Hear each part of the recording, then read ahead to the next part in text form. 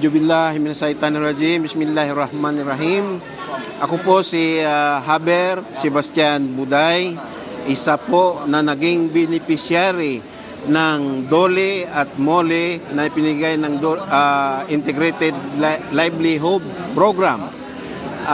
Ako po ay galing sa Alabel, Sarangani Province, at ang akin pong nakuha na livelihood program ay car wash, mga equipment na para ginagamit po sa car wash.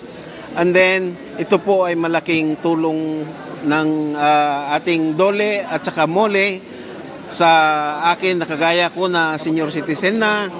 Magiging mahalaga po ito sa akin sa dagdag na kita sa aking pamumuhay.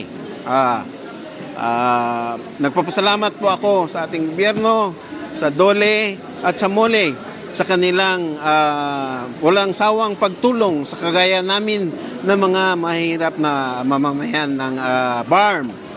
Yan rin po, pinapasalamatan ko po ang yung dalawang ang MOLE at saka DOLE po. Ayun lang po. Salamat.